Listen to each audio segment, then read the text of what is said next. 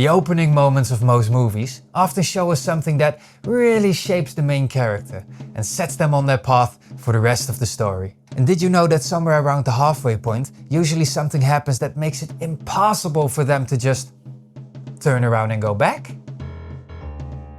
Most movies you watch follow a very specific structure, and hiding that structure is one of the great arts in filmmaking. Have you ever felt like you were watching the same movie, just in a different setting, with different characters? Well, in a way, you are. So let's figure out how important these structures really are. Because once you start to recognize the plot beats, you can't unsee them. A film's opening might already tell you how the story is going to end.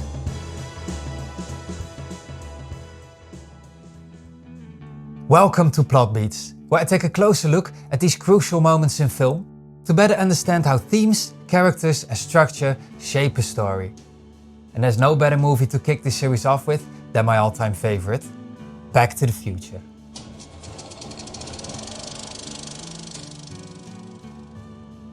Before we meet Marty, we're immediately shown how important time is through a room full of clocks. And when we do meet him, he shows potential for greatness, but he lacks control. We also get some clues about his connection to a certain scientist, hinting at the kinds of experiments and chaos that are about to take over the story. Oh, and Marty is also late for school. I know, it's a small detail, but it tells us something crucial about his character.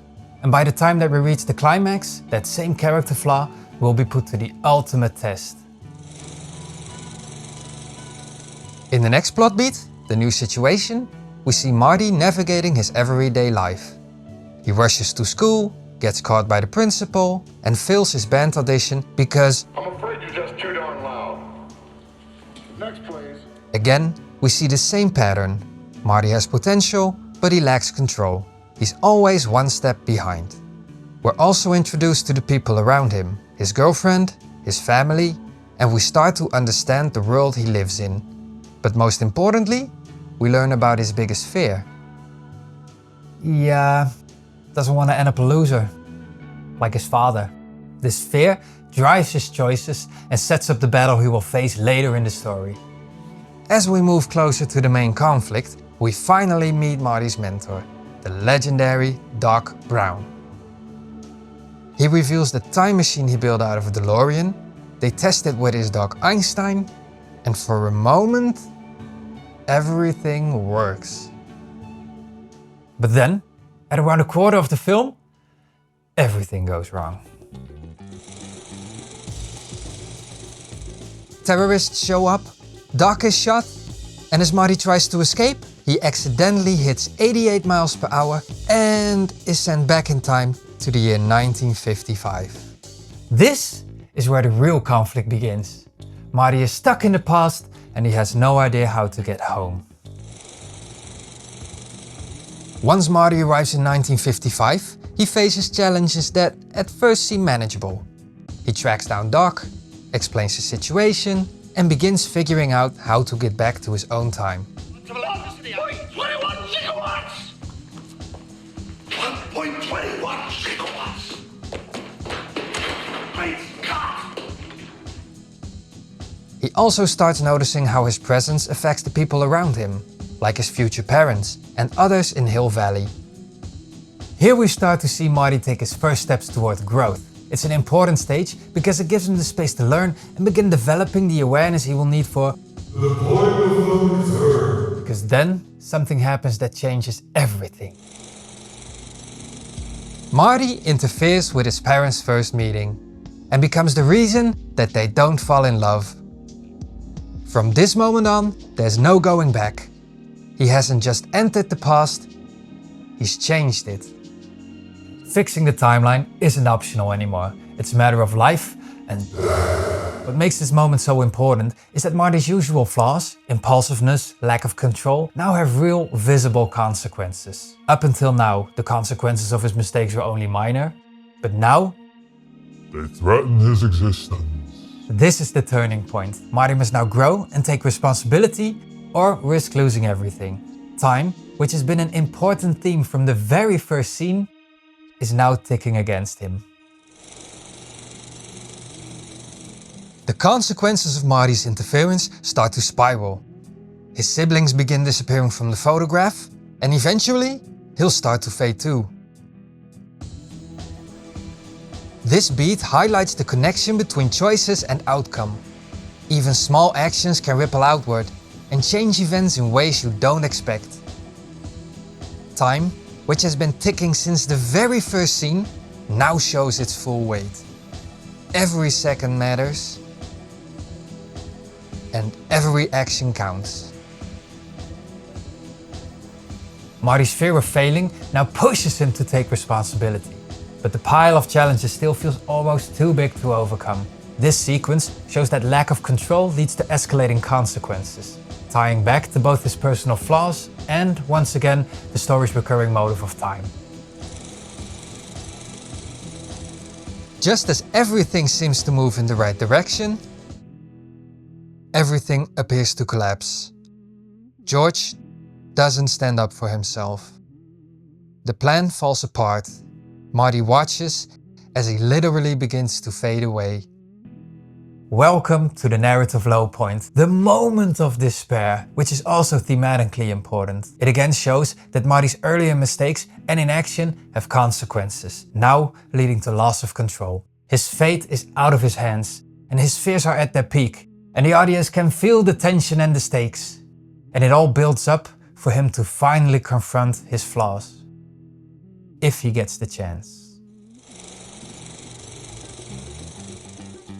And he does, as George, in turn, overcomes his fears and wins over his future wife. Marty now gets one final shot to return back to the future. With the clock tower as their only hope, he and Doc prepare for the impossible. Everything has to happen at exactly the right moment. Every second counts. And for someone who has struggled with timing from the very beginning, this is the ultimate test. Can Marty finally turn his potential into action and take control, breaking through the pattern that defined him from the start? Marty has to race towards the clock tower, but the car won't start. His hilarious solution, banging his head on the steering wheel to get it going, actually becomes part of the thematic payoff. His impulsiveness, which once caused chaos, now drives success. Marty races towards the clock tower, timing every second perfectly. For the first time, the flaw that defined him, being impulsive and out of control, is transformed into precise action under pressure. And the motive of time, introduced right in the opening scene, reaches its ultimate expression here. Marty finally brings together character growth, timing and action, delivering both narrative and emotional satisfaction in one of the most thrilling climaxes in movie history. Finally, Marty is back in 1985. Everything looks familiar, but better. His family is happier, more confident, and Marty himself has grown. His fear of failure, which mirrored his father's struggles, have been faced and overcome. We see how time and the choices Marty makes eventually come together, showing that even small actions can have lasting effects.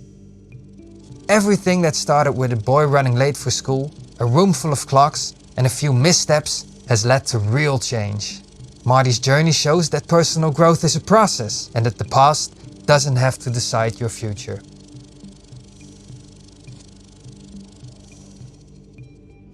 In Back to the Future, being late isn't just a joke. It's the entire story. It's about repeating the past or shaping your own future, and turning your weaknesses into strength through growth. Your past doesn't define you, but the choices you make do. And I hope that this video has shown you that it doesn't just conclude there, but just like the motive of time, it's woven into every moment in the story. Back to the Future is my favorite movie for many reasons, not just because of its structure, its themes, or its character development.